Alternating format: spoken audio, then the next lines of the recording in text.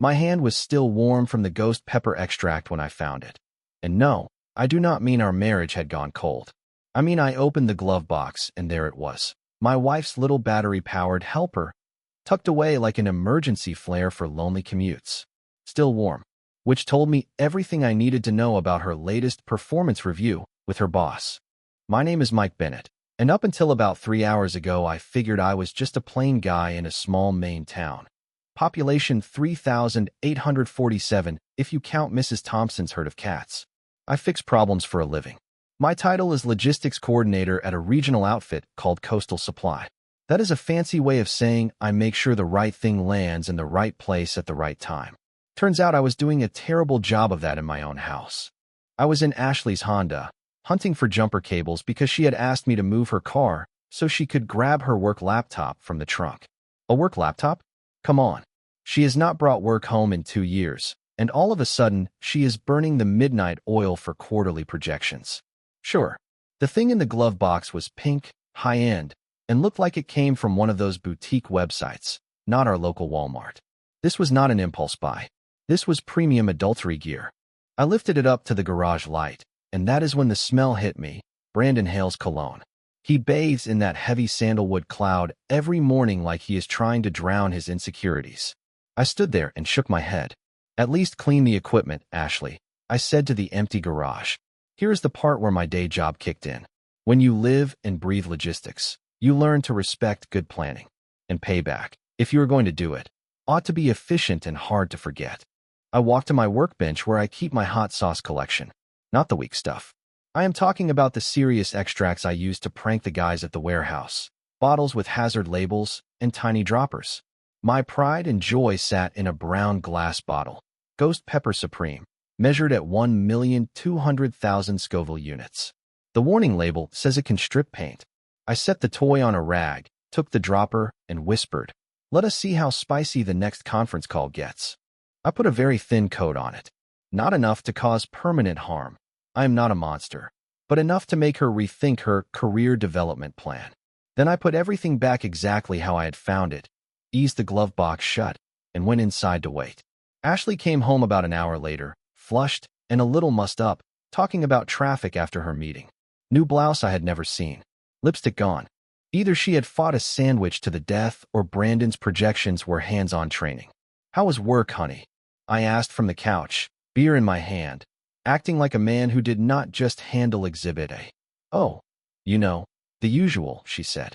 Brandon wanted to go over a few new strategies. Very intensive stuff. She was already heading for the stairs. I figured she wanted to wash off the day's strategy. "I bet it was intensive," I said. "Hope you picked up something useful." She paused at the bottom step and shot me a look I could not read. Guilt, annoyance, maybe both. "I'm going to take a shower and then relax a bit before dinner."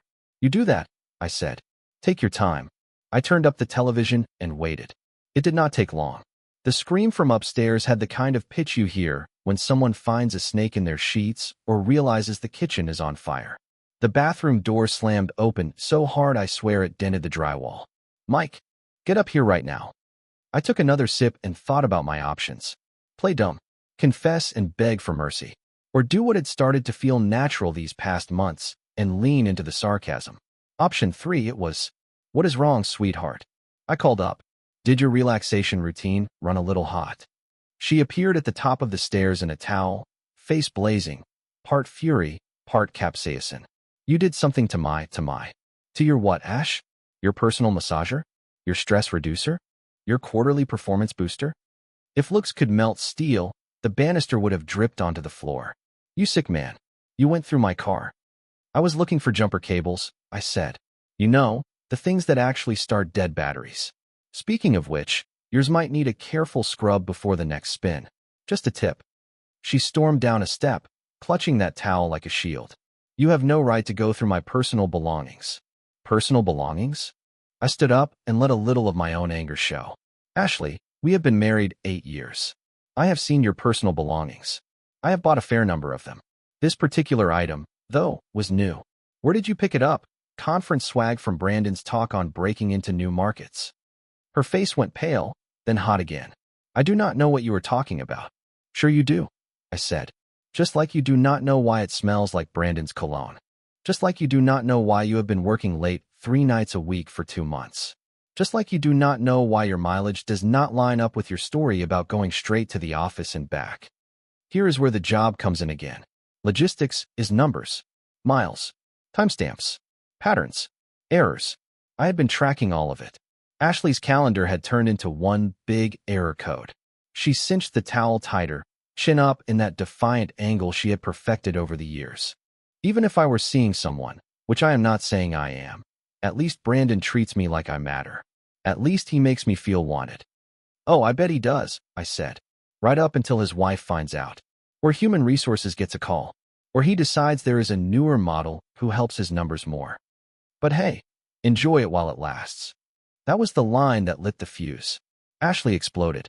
She started shouting that I was a nothing, that I had wasted my life, that Brandon was twice the man I would ever be. Same playlist from our recent fights, only louder and with a towel for a costume. I let her burn through it. Sometimes the best thing you can do is stand back and let a person show you exactly who they are. When the noise finally died down, I walked to the window and looked out at our quiet little street. Mrs. Thompson was doing her daily parade with her cats on leashes. Yes, leashes. Across the way, Mr. Harris stood in his yard, hosing the same flower bed he had already drowned, pretending he was not listening to every word. Small towns love a stage, and we had become the show. You know what, Ash? You are probably right, I said. Maybe Brandon is twice the man I am. He is certainly twice as slippery, twice as phony, and twice as likely to shove you under the bus when this circus blows back on him. I turned from the glass and faced her. Here is what you are missing. I am not the man you married 8 years ago.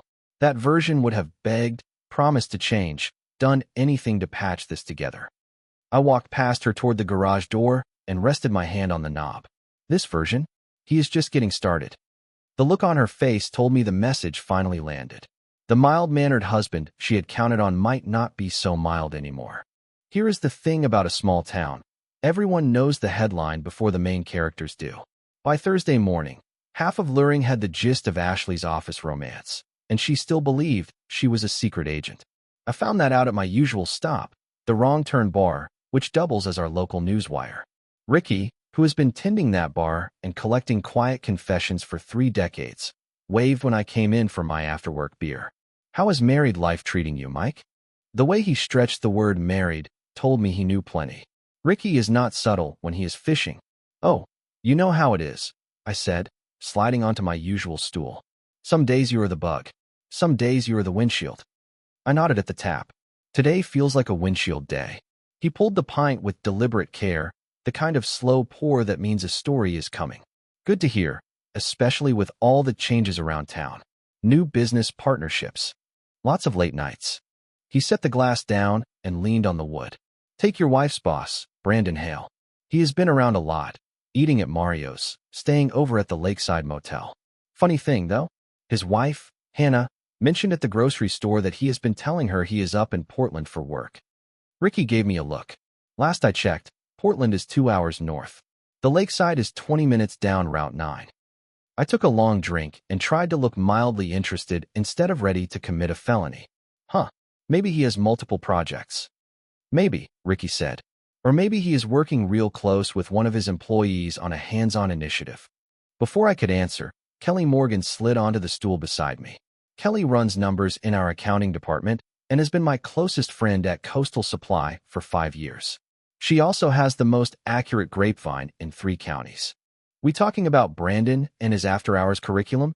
She asked, signaling Ricky for a whiskey. Because, honey, that ship left the harbor, sank, and the divers have already cataloged the wreck.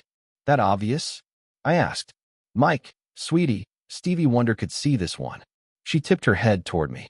Last Tuesday, I passed Ashley's Honda parked by the lake at 2 in the afternoon. Her lunch break is 1 hour. That spot is 20 minutes from the office each way. Either she learned to fold time, or she is bending something else. Ricky chuckled and set down her drink. Tell him about the receipts. Oh, right. Kelly took a sip. Yesterday, I was processing expense reports. Brandon submits a dinner receipt from Mario's, $140 for 2. Rich for Mario's, unless you go lobster and bubbles. Receipt says, party of 2, and the date is last Wednesday night. She smiled at me, but there was sympathy in it. Last Wednesday, Ashley told you she was working late on the Thompson account. Same night Brandon told Hannah he was in Portland meeting suppliers. Something cold settled in my stomach. I was not surprised. They were careless enough that I had already put the affair together. But hearing the fine print, the easy way they lied to everyone, made it hit like a brick. The toy in the glove box was insult. This was the injury. How long has it been going on? I asked.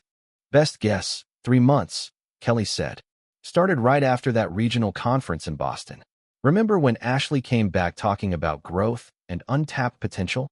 Yeah, Ricky muttered. Seems like she did some exploring. I finished my beer and lifted the empty. So let me confirm what I am hearing. My wife is sleeping with her boss. They are not even good at hiding it. The whole town knows. I am the last to get the memo. And Hannah, Kelly added. Although I think she is catching on. She was asking very specific questions about Brandon's travel schedule at the post office yesterday. Wonderful, I said. When this blows, I get cast as the clueless husband, and she gets billed as the betrayed wife. We can do matching t-shirts. Or, Ricky said as he refilled my glass, you could get ahead of it. Write your own script before they cut you out of the story. I looked at him.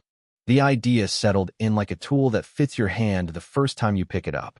What do you mean? I mean you are on defense, Ricky said. You are reacting to them. Make them react to you. The one who sets the action sets the result. Kelly nodded. Go on offense. Collect proof. Document what they do. Set the stage so their secret is not a secret. You are pushing revenge, I said. Justice, Ricky replied. Revenge is loud and dumb. Justice is public and effective. I turned that over with my second beer.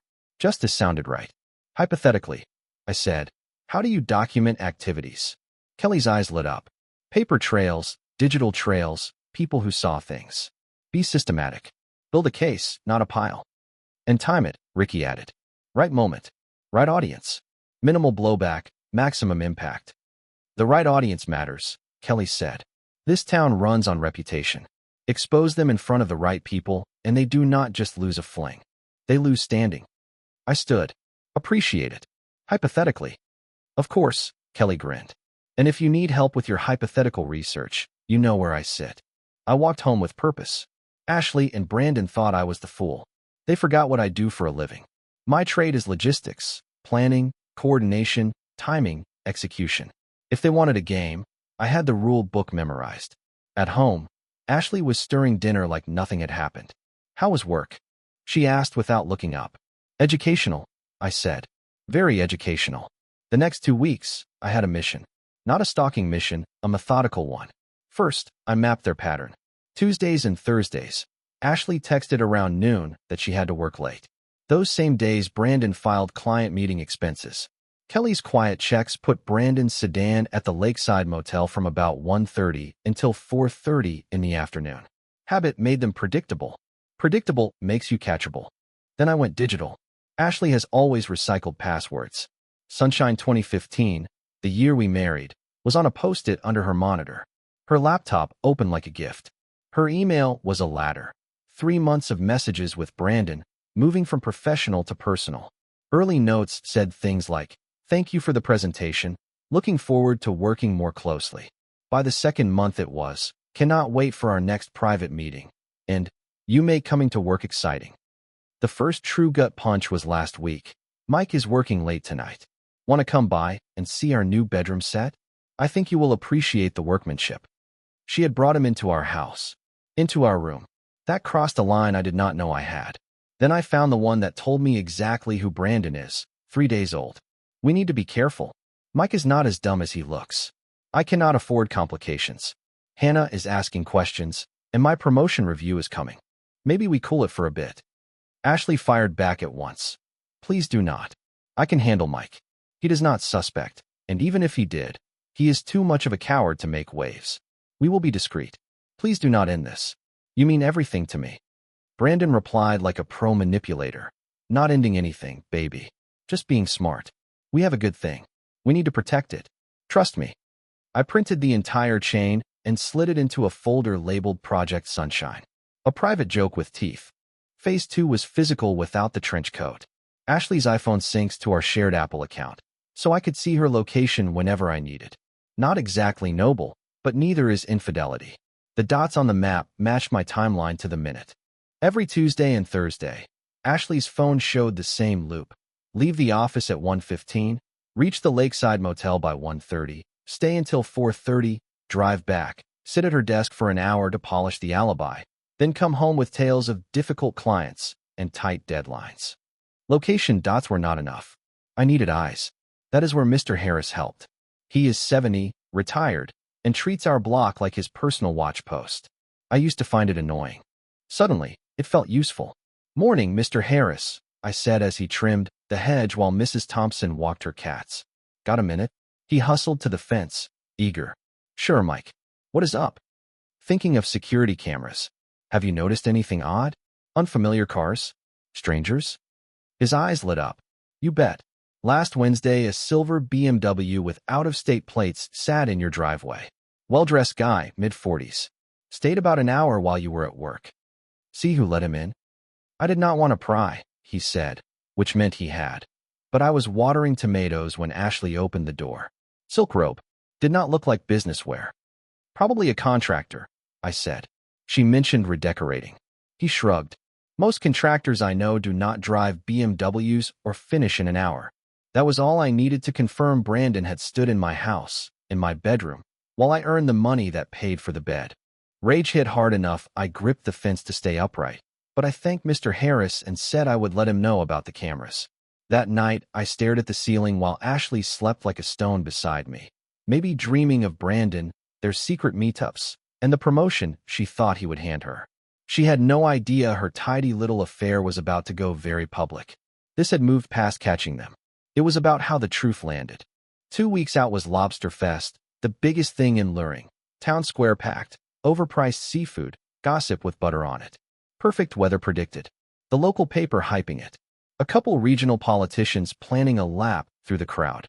In short, the perfect stage. I spent the week tuning the plan. Timing and presentation would be everything. Maximum impact, minimum legal blowback. Kelly was key during our daily debriefs at the wrong turn. "Do not just stand up and scream affair," she said over her whiskey. "That reads desperate. Stay calm. Be factual. Let the evidence talk." "What evidence?" I asked. "You have emails, location data, Mr. Harris's statement," she said. "But you also need something that shows who they are under the polish. Character." That jogged a memory from the email chain. Brandon mocking me as too dumb to see what was happening and calling me pathetic, plus how Ashley could do better than a small-town nobody. Then there was the voice message Ashley meant for Brandon, saved as B in her contacts, that she sent to me by mistake. In it, she laughed about how I bought her working late story, called me clueless, and said she almost felt sorry for me because I was so trusting and naive. That was the missing piece. Let them indict themselves, in their own words, on the biggest stage in town. I had saved that voice message, along with a handful of others Ashley sent Brandon, after I temporarily forwarded her calls to my phone. When you understand the tools, technology can be very helpful. The plan was simple. At Lobster Fest, when the crowd packed around the main stage for the eating contest, I would ask for the microphone for a brief announcement. No shouting, no scenes. I would play the voice messages, then read a few selected lines from the emails. Plain facts, said clearly, with plenty of witnesses and a dozen phones recording. It was clean, too. The messages arrived on my phone, so they were mine to share. The emails were sent on our shared computer over our shared internet. Everything I planned to say was true. Ashley and Brandon would not have time to spin it. By the moment they understood, the damage would already be done. But I did not stop there. Ricky's advice about controlling the story stuck with me.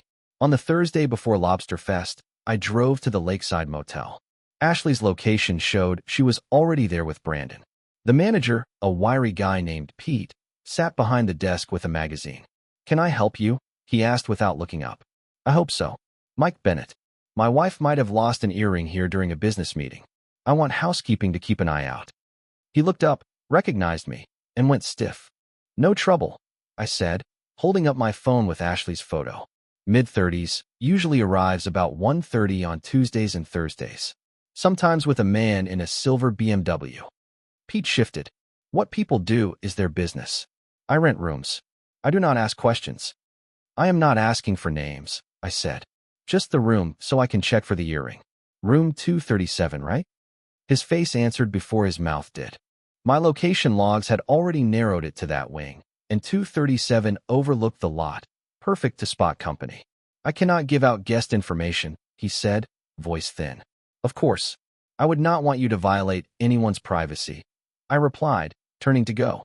By the way, make sure your security cameras are in good working order. You never know when insurance or legal folks might need footage.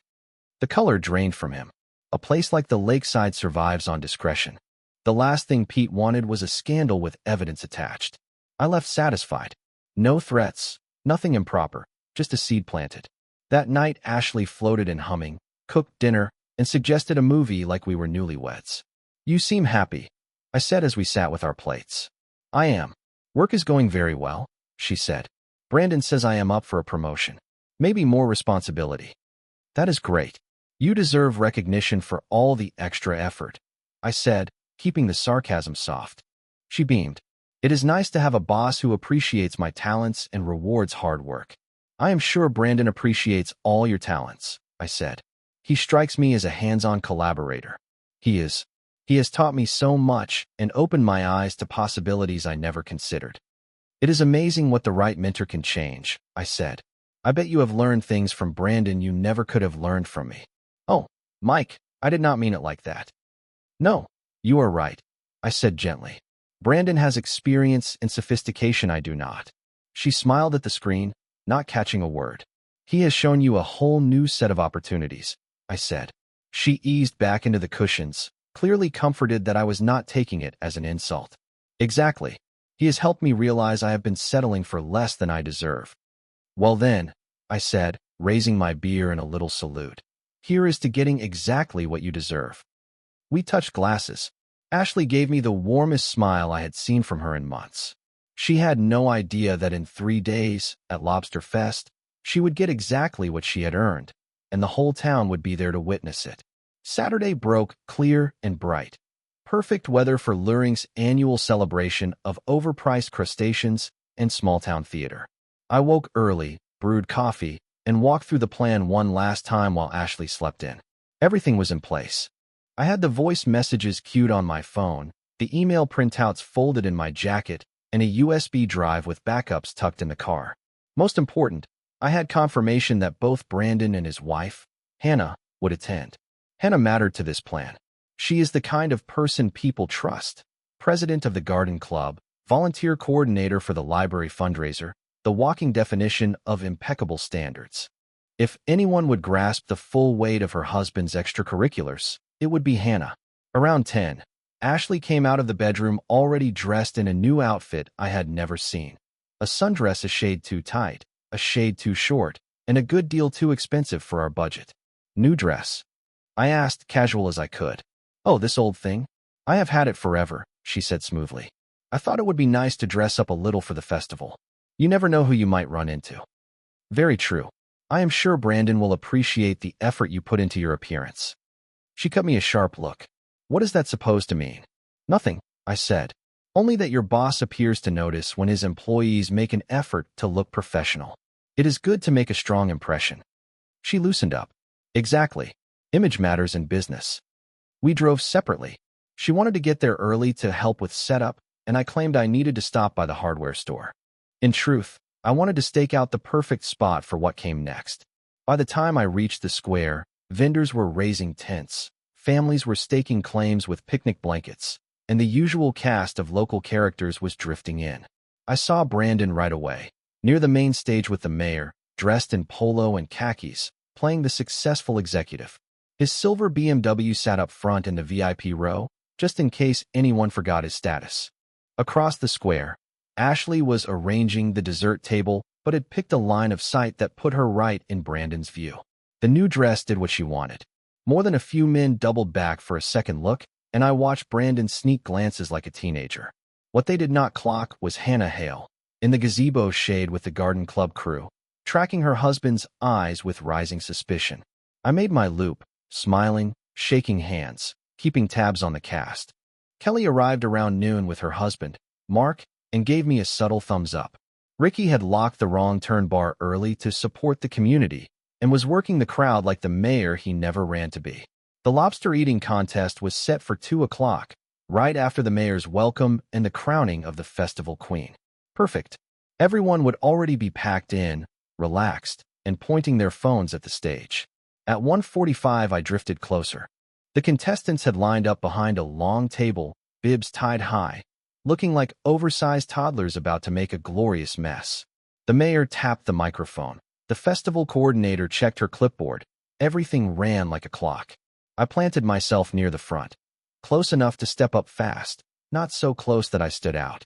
Ashley was about 20 feet away with coworkers, laughing at whatever Brandon had just whispered. Hannah stood directly across from them and had stopped pretending she did not see the spectacle. Ladies and gentlemen, the mayor's voice boomed. Welcome to Luring's 47th annual Lobster Fest. The cheer rolled across the square. My pulse climbed. In minutes, I would either land the cleanest justice I had ever planned or make a first-class fool of myself in front of an audience that would remember every second.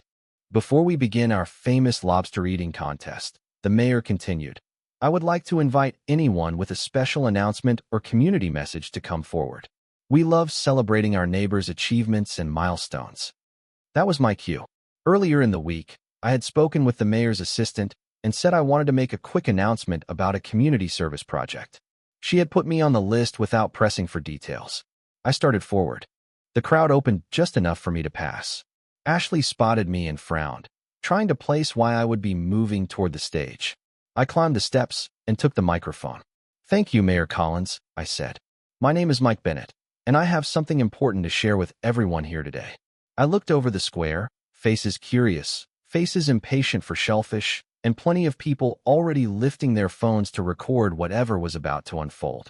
For the past 8 years, I have been married to a woman named Ashley, I said, steady and clear. She works hard.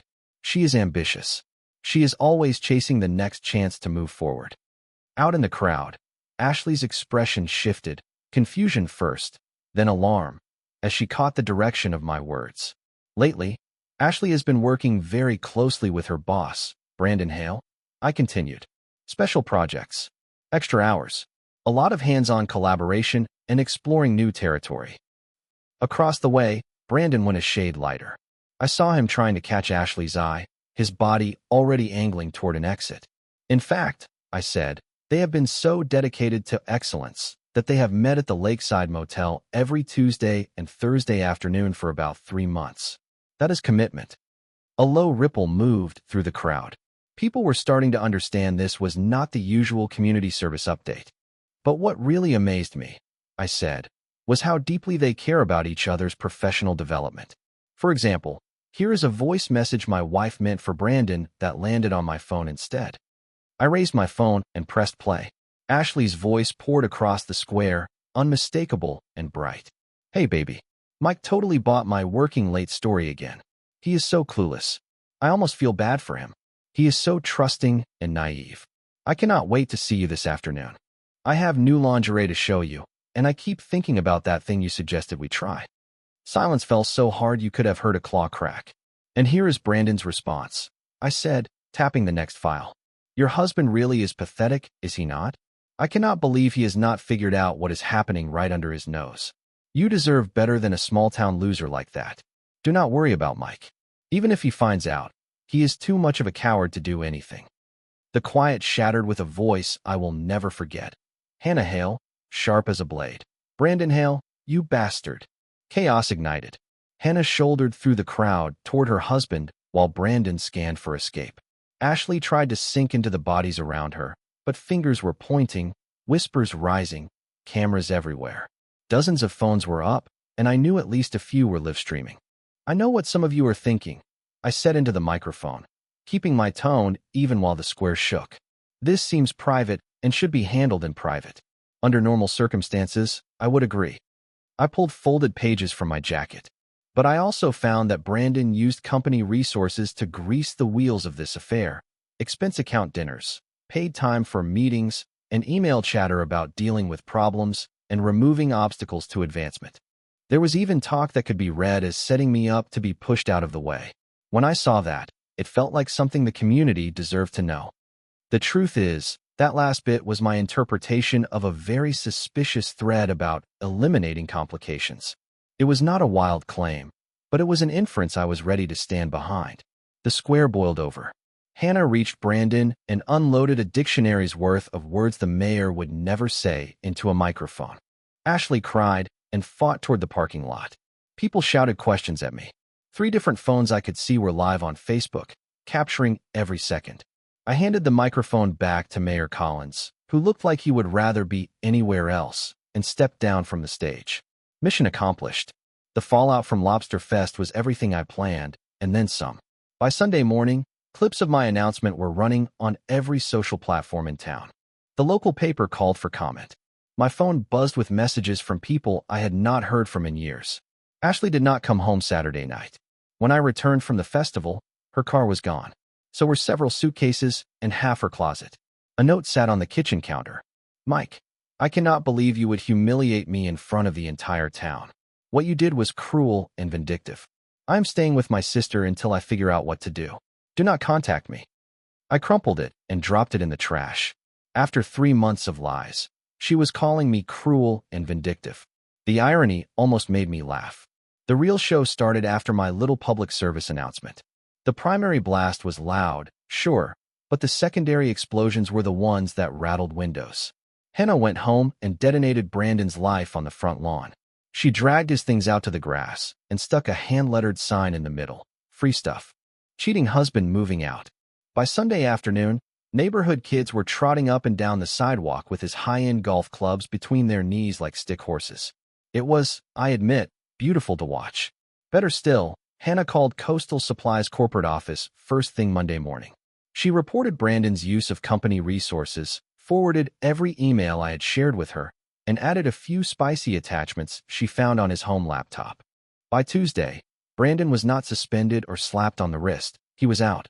Terminated for cause. No severance. No glossy references for the next gig. Corporate launched a deeper review of his expense reports going back 2 years, and the hallway talk said they might try to claw back anything he had padded. Ashley lasted until Thursday. Officially, it was departmental restructuring. Everyone knew the truth. After a public scandal with her supervisor, keeping her on payroll was a liability. That came straight from Kelly, who heard it from Human Resources. I felt a little bad. As a worker, Ashley did her job well. But decisions have price tags, and she signed the receipt with her eyes open. The following Monday, a courier handed me a fat envelope from a law firm I had never heard of. Divorce papers. Ashley wanted half the house, half my retirement, and apparently my tools. She also claimed emotional distress and asked for alimony because her earning power had been harmed by public humiliation. I forwarded everything to my attorney with the full Project Sunshine file. Less than a week later, her tone changed.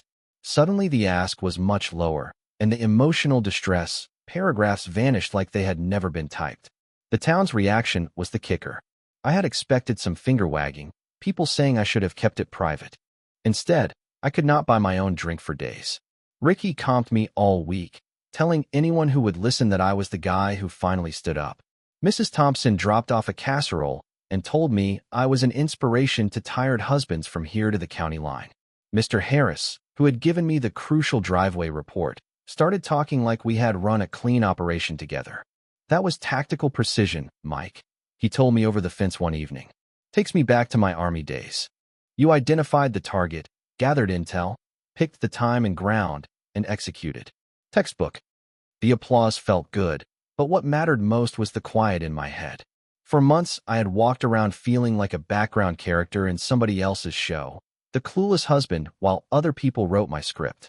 Now the pen was back in my hand. 3 weeks after Lobster Fest, I was on my usual stool at the Wrong Turn bar when Kelly slid in beside me, motioned to Ricky for a whiskey, and grinned. You are going to love this, she said. Guess who is calling around asking for their jobs back? I took a sip. Let me try. 2 unemployed cheaters learning the job market is not a hugging circle. Bingo, Kelly said. Brandon called this morning.